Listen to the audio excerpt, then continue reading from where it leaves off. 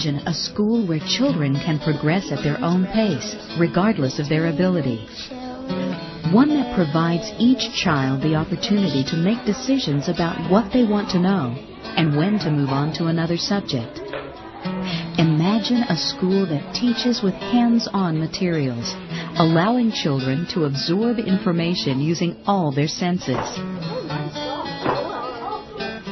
Imagine a school that is a true community of learners, where children actually teach and learn from each other as well as the teacher, and assume their share of responsibility for maintaining the classroom environment.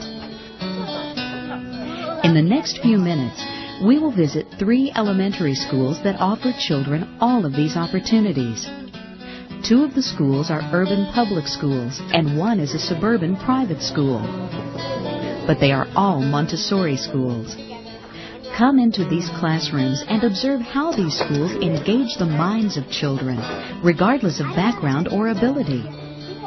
As we watch these children work, we will introduce you to some of the basic elements of elementary Montessori schools, including hands-on materials, self-paced, self-initiated learning, and a multi-age community of learners. This is big research.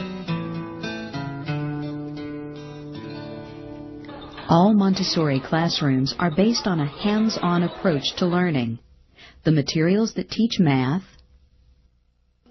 science, The other map. Yeah.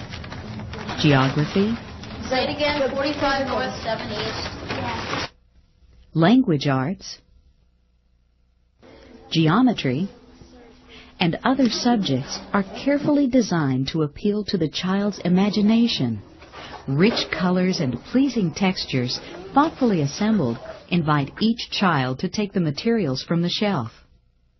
If you can see something, if you can touch it, if you can feel it, you can hear it, see it, I mean, get your senses involved with it. Of course it's going to heighten your learning. Any child. When you can feel these things and know how the exchanges are made and that this is 10 times as much as this and the size is there, and you can feel these things rather than seeing numbers that don't really mean a lot to you at that age. I think that helps a whole lot. As the child becomes comfortable with the basics, the materials become increasingly abstract and complex, helping the learner to understand first the patterns of addition, subtraction, multiplication, and division, and building from this foundation to the complexities of squaring and square root, cubing and cube root. And we use that, we're going to have to use that 1, 2, 3 times. Okay. These 11-year-olds are tackling a math problem that calls for the addition of the components of a cube. At this level, the materials provide a method for the students to check their own work, as well as a way to visualize the problem in 3 dimensions. Then there's 3 cubes. It just makes so much sense to slowly move kids towards abstraction instead of when we were in grade school, we had to immediately be able to abstract, and some kids got it and some didn't. Montessori introduces children to geometry beginning in the early childhood years. The repetition encourages children to assume responsibility for their own learning, creating a greater self-confidence as they recognize and correct their own errors. These 2 girls are learning polygons from triangle to decagon. This material helps them to discover the shapes on their own by matching the names to the shapes. When they get stuck, they are able to solve the problem independently without adult assistance through the use of a chart. The parts of speech are represented by symbols in elementary Montessori. Each symbol was chosen to provide cues to the function of each word. For example, a black triangle is used to symbolize a noun. The notion of the verb is introduced with a red ball, full of action and motion. Is this an action? I'm working. Now the child can analyze the work of any author, including herself. All genre of literature are explored, read, written, and analyzed for the basics of story structure. All finished at this point in time? Let's see if you have everything. Geometry work. Can you show that? Children have a natural desire to learn. Teachers trained in the Montessori method build on that desire by structuring projects that follow each child's interests. Each student designs her own lesson plan with her teacher. After developing this work plan, students often pursue a project well beyond what they could in most other classrooms.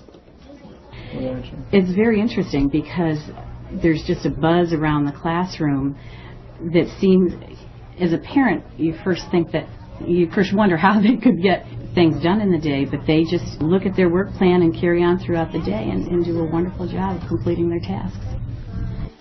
They don't have the time constraints that they might have in a traditional classroom, which I think allows them to have a much more relaxed attitude towards their learning. They are not in competition with one another. They are supporting one another. They're learning along with one another. Here, I know this, I'll help you, and you may know this, and you can help me. We know these are happens. Get down. In this 9 to 12 class, a boy brought in bullfrogs he had found in a pond over the weekend. Several members of the class created a home for the frogs in an aquarium using pond water.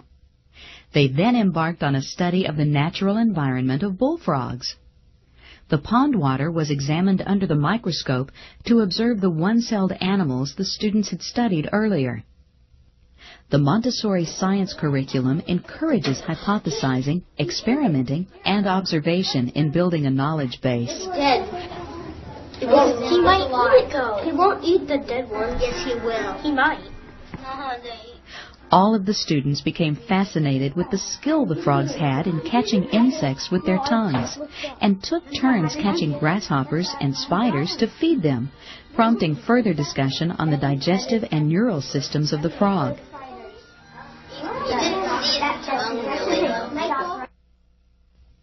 Children thrive in this environment because they are free to work at their own pace. There is no rush to keep up with material that is confusing, no fear of falling behind, no boredom waiting for others to catch up. Montessori students feel relaxed about learning and enjoy each new challenge. Uninterrupted periods of work time is one of the greatest gifts of the Montessori method, resulting in periods of focused, sustained concentration. You can go as far as you want, as fast as you want. I really like the idea of an independent study because the kids can explore and see how, starting from one thing, it just keeps flowering into other things, other avenues, and they get a better understanding of the total.